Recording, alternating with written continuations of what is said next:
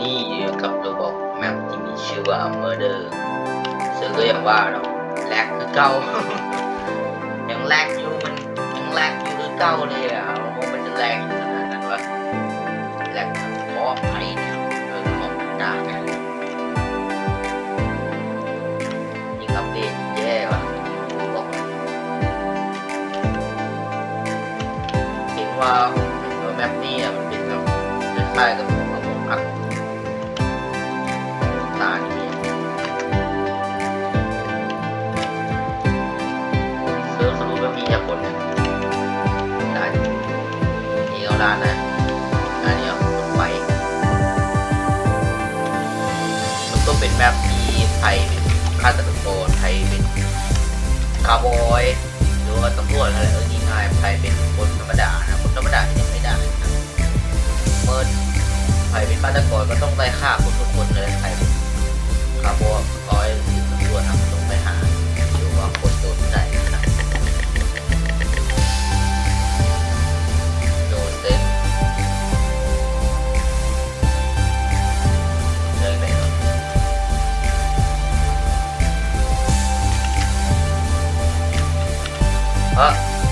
โอ้ชิดุนโอ้โหขี่มายังไม่ได้ก็เริ่มกินข้าวแล้วคืออะไรวะคือแมงกิสโอ้แมงลิวเนียนเนี่ยแต่ที่อยู่ในเนี่ยนี่คือสัตว์เลี้ยงเก็บไว้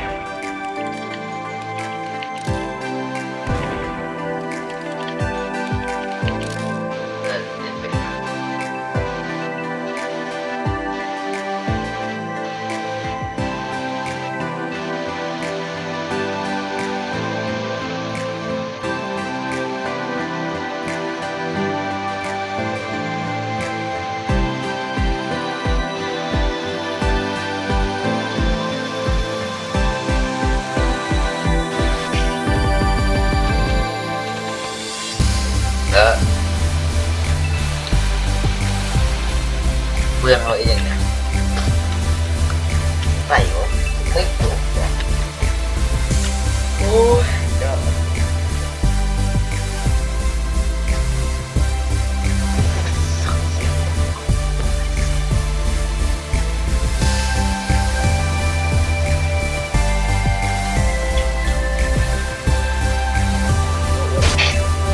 โอ้ยเดี๋ยวสองคนเนี่ย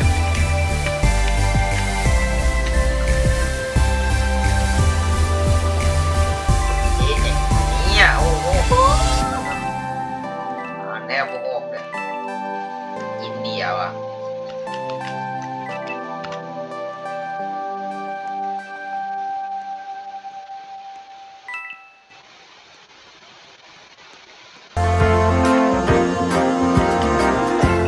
โอ้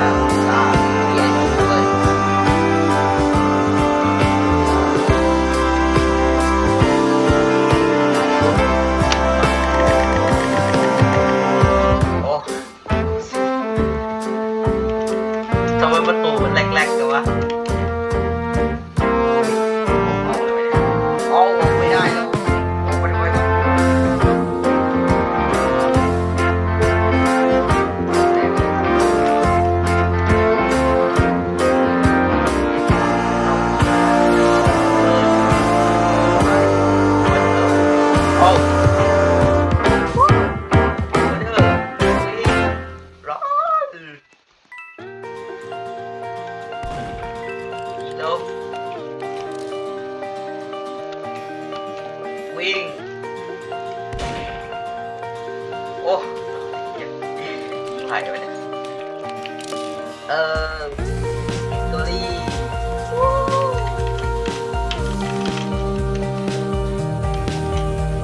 ได้ยังเนี่ย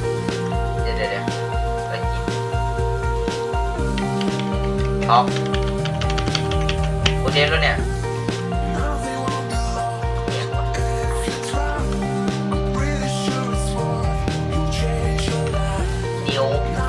โอ้แม่งโคตรแพงบักแพงเกินเนาะกินเขาเลยวะเนี่ย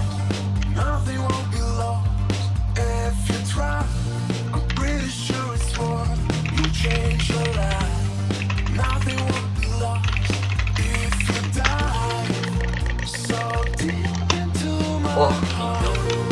ทำไมมันเป็นอินโนวะเปิดก็รู้หลังมาไปแล้ว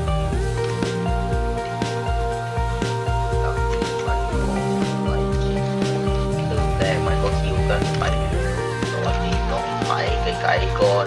เดี๋ยวมันจะฆ่าเรายิงได้ตอนนี้มันยิงเราไปตัวหนึ่งตอนนี้ยิงกลับแล้วนะครับนี่แม่งเอาได้ปืนวะเอาที่ไหนล่ะโอ้ร้อนเอาแตกตึงร้อนวิ่งโอ้ยตายว้าแม่งเลยเดี๋ยวคนนี้ก็รีอยู่โอ้สองคนนี้รีกันทั้งคู่เลยโคตรแปลกอีกเดี๋ยววันนี้จะจับวะเขารีเนี่ยเขาไม่ชอบสู้เลยอ่ะเกียดนั่งท่าเสียเวลาเนี่ยตัดต่อคลิปฝึกได้แอปตัดต่อคลิปมันแต่ยังไม่ได้ใส่เลย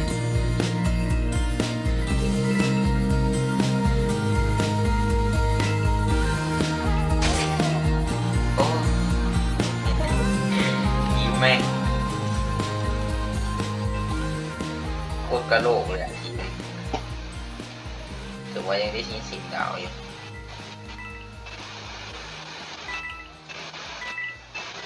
นั่นแหละ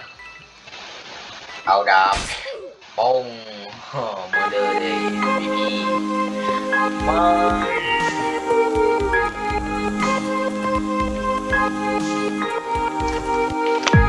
เอาไม้กันดิจ้ะ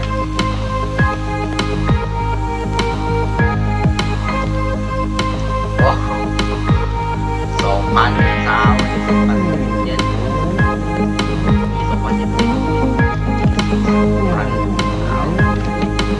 ีได้เดียวด้านนี้ได้จบเพราะว่าด้านได้มีทั้งโม่ทั้งโคนไปแล้วมั้งด้านข้างในนี่ไปก็รอดเลยนี่แม่ว้าย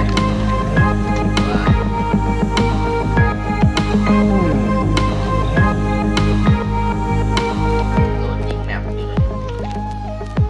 ตัวนี้ใช้ชิปล็อกเลยเนี่ย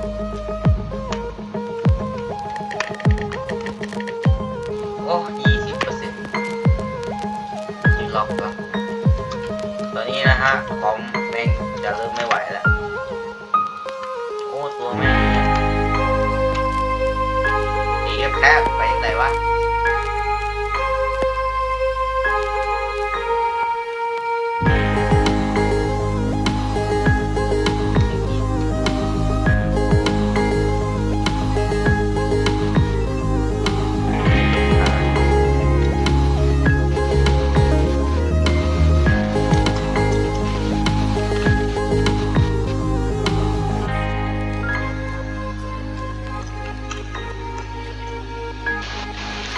โอ้ตัวแม่ง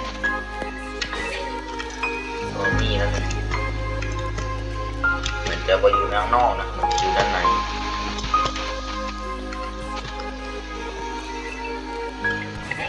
เปิดเพลงวะติดลิขสิทธิ์ไม่ใส่กันเบิดวะ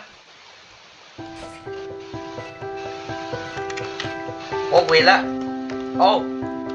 ชิด หยุด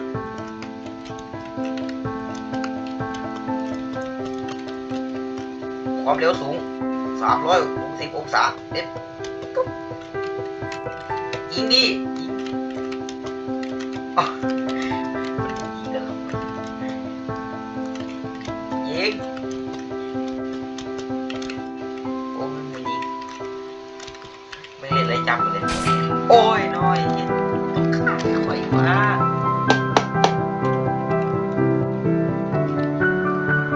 แม่งเลยเล่นยังไงวะระยะเป็นพวก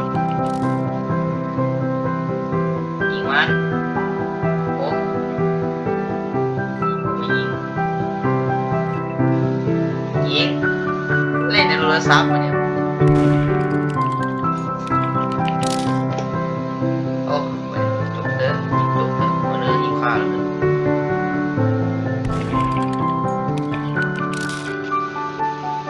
แหละตาหูตาหูยิงโอ้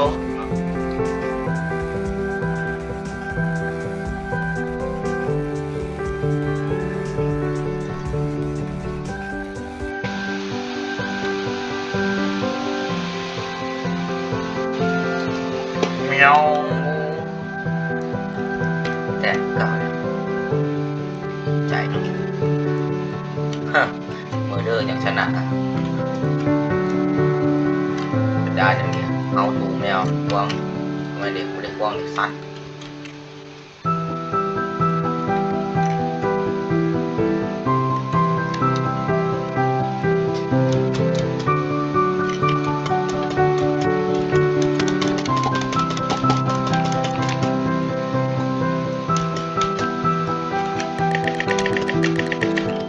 โอ้33%จะได้แค่อินโนเซนต์ตัวพิมจะเล่นคลิปจะยกต้องพ่อได้ตัวอย่างสักเก่านึงอ่ะมันเป็นโมเดอร์เลยไง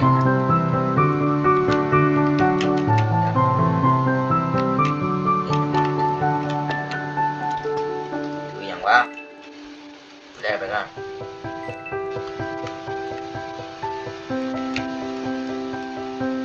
รถไฟปูเรียบร้อยแล้วทางตัน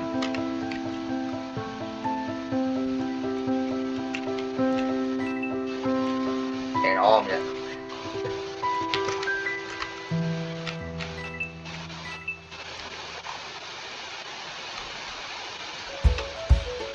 ดูกันกลางนี่ไม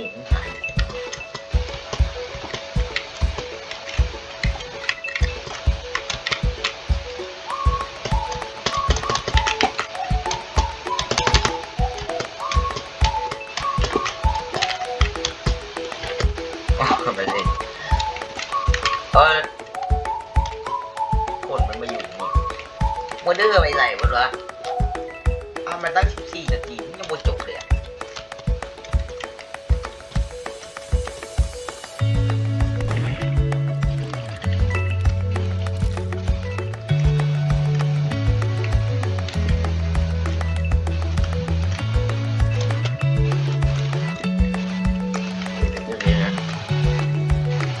ไปเลยเย้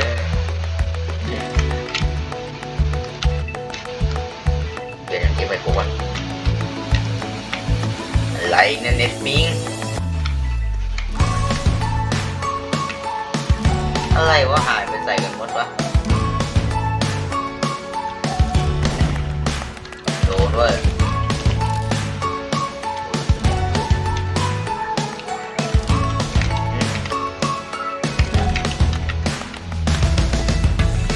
ทำไมมันหายไปใส่กันหมดตีเยอะโอ้โหคนเล่นเหลือเขาดี